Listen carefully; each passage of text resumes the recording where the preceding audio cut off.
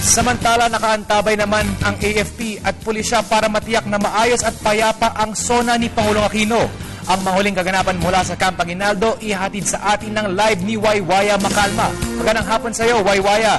Magandang hapon sa iyo, Sandro. Nagtaas ng red alert status ang buong hukbong sinatahang lakas ng Pilipinas nitong Sabado ng umaga. Ito'y upang mapanatili ang maayos sa seguridad para sa ika-4 na State of the Nation address ng Pangulo mamaya sa Kongreso.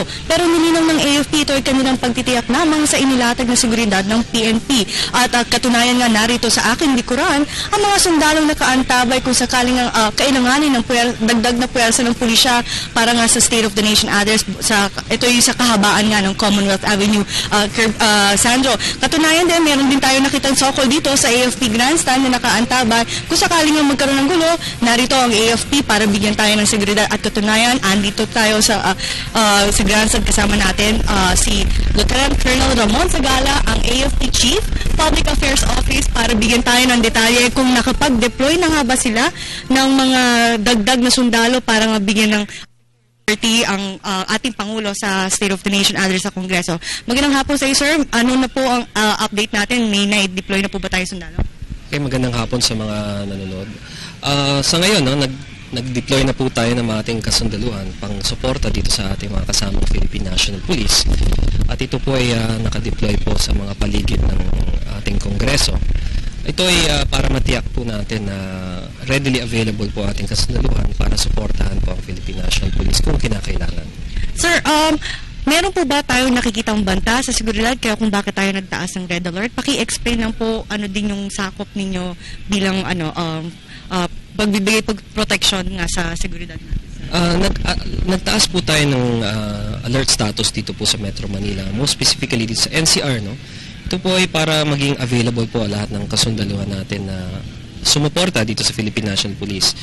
Ito po ay para maging sigurado po tayo na all passes, all leaves, weekend leaves ay makancel para ang mga sundalo po natin ay nakahanda na para sa any contingency na kailanganin ng AFP. Pero ito yung alert na to, again, I'd like to say, dito NCR, the rest of the country, ang alert status ay nasa kamay na po ng mga area commanders. Lieutenant Colonel, ito na po ang ika-4 na SONA ng Pangulo. Meron po ba kayong direktibang ibinigay sa ating mga sundalo na pakinggan ang State of the Nation address ng ating Pangulo? Alam nyo, ang mga kasundaluhan natin ay nakaantabay at I'm very sure na sila ay manunood ng State of the Nation address ng ating mahal na Pangulo. Dito kasi natin malalaman ang direksyon po ng hindi lamang ng ating bansa, pati ng Sandatahang Lakas ng Pilipinas para marinig mismo po natin sa ating Commander-in-Chief ano po ang programa o direksyon na gusto niya para sa Sandatahang Lakas.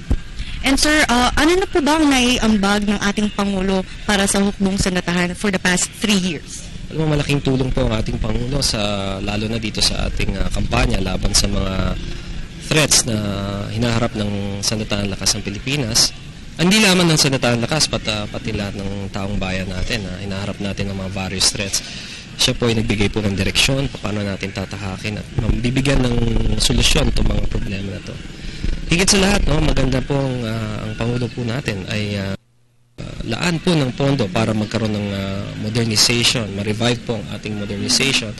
At nakikita po namin at parating na po ating mga bagong kagamitan, mga kailangan namin na mga kasundaluhan. No? Pati po yung aming combat pay, nakita po na ating Pangulo na kinakailangan din po namin na mas pataas sa combat pay. Yan po yung tinaasan din niya po. So kami po ay nagpapasalamat sa kanya at asahan po natin Pangulo na ang kanyang Sandatahang Lakas ay handang gawin ang kanilang tungkulin para magamit po natin itong mga gamit na to sa tamang paraan. Sir, maasa ba kayo na may may posibleng banggitin ng ating Pangulo para sa hukbong Sandatahang Lakas ng Pilipinas ngayong ika-4 na SONA niya? Inaasahan po namin na bigyan po ng ating mahal na Pangulo ang direksyon po ng Sandatahang Lakas ng Pilipinas kung ano po ang tatahakin natin, lalo na sa ating IPSP Bayanihan, kung ano po ang magiging tahak ng ating IPSP Bayanihan at lalo na at in-expect po namin na mapag-usapan ng modernization at yun po yung aming inaantabayan. Alright, maraming salamat po sa inyo, Lieutenant Colonel Ramon Zagala, ang AFP Chief Public Office ng AFP. Yan po ang pinaka-latest update mula rito sa Campo Aguinaldo. Sandro? Maraming salamat sa iyo. Waywaya Makalma nag-uulat ng live mula sa Campo Aguinaldo.